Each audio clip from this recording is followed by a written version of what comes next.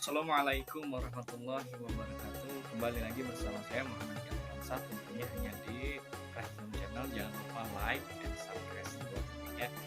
Oke, alhamdulillah pada hari ini kita bisa bertemu meskipun dengan online. Semoga tidak mengurangi rasa cinta kita, semoga tidak mengurangi rasa ingin tahu kita terhadap sesuatu. Oke, jadi pembahasan kita kali ini adalah Islam masuk ke Nusantara. Pernah nggak sih terbesit di dalam pikiran kita gitu ya, kenapa kok Islam yang berasal dari Arab kok bisa masuk ke Nusantara gitu? Pernah nggak kira-kira kepikiran seperti itu? Nah, di pertemuan kali ini kita akan membahas mengenai masuknya Islam ke Nusantara. Sebagaimana yang kita tahu bahwa Nabi kita Nabi Muhammad SAW adalah asli orang Arab, bukan orang Jawa, bukan orang Sunda, dan bukan orang Indonesia tentunya ya. Nah, Al-Quran juga berbahasa Arab karena diturunkannya kepada orang Arab. Dan adapun ayat di dalam Al-Quran itu, kami itu turunkan Al-Quran dengan bahasa Arab agar kamu mudah memahaminya gitu ya. Ada hikmah dalam setiap kejadian itu. Nah, selanjutnya ada beberapa teori yang mengatakan bahwa Islam itu berasal dari negara-negara tertentu. Nah, sebelum kita membahas Islam dari tempat asalnya, kita akan membahas sedikit mengenai kondisi Indonesia atau Nusantara pada saat sebelum Islam datang. Nih, lihat gambar di atas ini. Oke, leluhur kita atau nenek moyang kita itu bukan orang Islam ya. Yang pertama mungkin sebagaimana yang kita tahu bahwa adanya peninggalan candi-candi, ada puri-puri, ada kelenteng itu menandakan bahwa nenek moyang kita ternyata adalah orang Hindu dan orang Buddha pada waktu dahulu. Nah, ditemukan dengan prasasti-prasasti adanya candi, misalkan sering kita piknik dulu tuh yang naik sekarang harganya sampai melonjak melebihi harga minyak ya, ke candi itu sekarang mahal. Nah, itu peninggalan zaman candi Hindu Buddha. Adapun misalkan nenek moyang kita itu beragama asli ya, yang aslinya itu ada dinamisme, ada totemisme gitu ya, ada animisme. Dinamisme itu percaya kepada hewan itu memiliki roh ataupun kekuatannya, sedangkan totemisme itu kita percaya kepada benda-benda. Misalkan benda ini keris nih, ini bisa terbang sendiri misalkan gitu ya. Nah, itu contohnya yang masih melekat sampai sekarang. Kalau misalkan animisme itu kita percaya kepada roh nenek moyang kita yang telah meninggal. Misalkan pada malam Jumat tuh ada tuh anak nangis-nangis gitu ya, tiba-tiba wah ini kakek saya ini nengok katanya gitu ya. Nah, itu salah satu kepercayaan animisme, dinamisme, dan totemisme yang berkembang sampai sekarang. Nah, itu harus kita pahami bahwa itu adalah kearifan lokal ya, bukan bagian dari agama. Adapun yang percaya demikian, lebih baik kita menjauh lah, karena itu menimbulkan kesyirikan dalam hati kita. Nah, selanjutnya, kenapa sih Indonesia bisa dimasuki Islam? Yang pertama, kita tahu ya, letak geografis Indonesia itu sangat strategis, dihampit oleh dua benua, dihampit oleh dua samudra. Yang pertama benua Asia dan Australia. Yang kedua samudranya Samudra Hindia dan Samudra Pasifik. Nah, letak Indonesia juga ada di tengah-tengah ya. Artinya ada di garis khatulistiwa, di mana orang Arab itu panasnya panas banget, orang Eropa dinginnya dingin banget. Nah, jadi Indonesia itu ada di tengah-tengah dengan musim yang sedikit.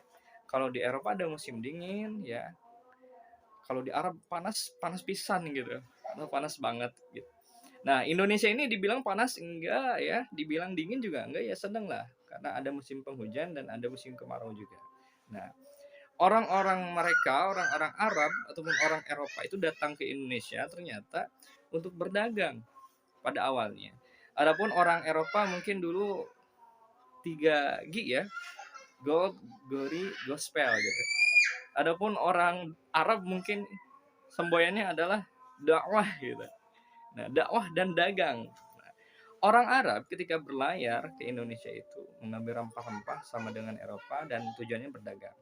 Nah, ketika berdagang itu angin tidak langsung, karena dulu itu belum ada perahu mesin ya. Jadi menunggu angin musim untuk kembali ke Arab, mereka itu hampir berbulan-bulan lah, paling sedikit 6 bulan di Indonesia. Setelah anginnya datang karena mereka menggunakan perahu layar, mereka langsung pergi. Artinya ada sedikit orang yang menetap, kemudian menjalin interaksi perdagangan ataupun bahkan perkawinan gitu. Adapun sekarang banyak kalau kita ke Sumatera belah sana ya, ke Aceh gitu. Di sana ada perkampungan Arab kuno, yaitu di daerah Perlak. Daerah Perlak itu ada perkampungan Arab kuno. Dan sekarang makin banyak orang Arab merambah gitu ya.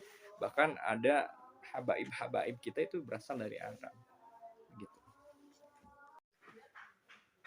Adapun mata pencaharian nenek moyang kita seperti yang sering kita dengar ya, nenek moyangku seorang pelaut, itu memang benar. Jadi nenek moyang kita kebanyakan nelayan kalau yang di dataran rendah ya. Kalau naik sedikit ke dataran yang lebih tinggi itu biasanya petani, peternak. Dan mereka yang ada di dataran tinggi itu biasanya tipikal orangnya yang lemah lembut gitu. Karena mereka tinggal di dataran tinggi yang anginnya itu nggak kenceng gitu. Sedangkan mereka yang tinggal di bawah di dataran rendah ya itu ngomong aja harus kenceng, karena kalau anginnya besar itu mereka tidak akan bisa berbicara dengan lawan bicaranya karena suaranya ketepis angin gitu istilahnya. Nah, adapun kesenian ya, kesenian kita banyak. Adapun yang masih berkaitan dengan budaya-budaya Hindu-Buddha, misalkan cerita Ramayana, cerita Mahabharata, Baratayuda dan sebagainya. Nah, adapun mitologi atau kitab-kitab yang masih ada, kitab Sutta Toma, ya, Negara Kertagama dan sebagainya, ternyata ketika Islam datang itu tidak langsung dihapus, melainkan dimasukkan nilai-nilai keislaman di dalam sarana mereka, istilahnya dalam berseni. Misalkan cerita Mahabharata itu disisipi nilai-nilai Islam, dan muncullah tokoh-tokoh kita, si Cepot, si Petruk, si Gareng, Semar. Nah, itu salah satu kearifan lokal mengapa Islam itu datang sebagai rahmatan lil alamin. Alasan Islam masuk ke Nusantara salah satunya adalah melemahnya kerajaan Hindu-Buddha di Indonesia. Nah, salah satunya yang kita tahu yang masyhur ya, kerajaan Majapahit, kerajaan Sriwijaya, kerajaan Mataram kuno dan sebagainya. Nah, jadi ketika Islam datang, posisi mereka itu sedang melemah karena dilanda perang saudara, karena waktu itu udah ada POC gitu. Nah, POC itu menjalankan sistem politik yang istilahnya itu divide et impera gitu. Artinya politiknya itu mengadu domba gitu, antara anak dengan ayah, raja dengan putra mahkota, sehingga di dalam tubuh kerajaan itu sendiri mereka hancur. Nah, Islam masuk karena ada celah seperti itu. Kemudian kenapa Islam itu mudah merebak sekali di masyarakat? Karena ya memang Islam itu mudah gitu, nggak ada yang susah, masuknya aja cuma syahadat gitu kan. Asal kamu taat kepada Allah, taat kepada Rasul. Dan tambahan lagi mungkin wa ulil amri minkum, kepada pemerintah di antara kamu yang adil. Nah, salah satunya itu. Adapun politik sebelum Islam itu kan ada sistem kerajaan yang katanya itu rajanya itu kalau Hindu Buddha dianggap sebagai dewa, titisan dewa. Seperti Mula Warman, Punawarman gitu kan. Mereka itu disejajarkan dengan dewa menurut prasasti yang berkembang. Nah, mereka kenapa? Karena tadi di Hindu itu raja itu titisan dewa. Entah itu dewa matahari, dewa Indra, dewa Krishna, dewa Siwa mungkin kan? Ya.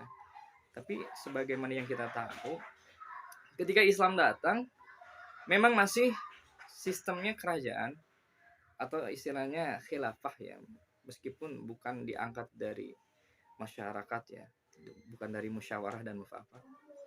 Ada 4 teori masuknya Islam ke Nusantara. Yang pertama, teori dari Gujarat, dikemukakan oleh J. Piednaple dan Dr. Snow.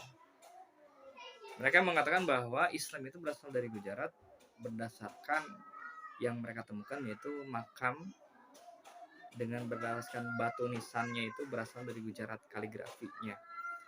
Dikemukakan bahwa Islam itu ada sekitar abad 12 akhir ya, 13, dengan dibuktikan adanya batu nisan kerajaan dari Samudra Pasai ya, raja itu Malik As-Soleh. Adapun teori yang kedua, yaitu Islam itu datang dari negaranya sendiri, yaitu dari Arab.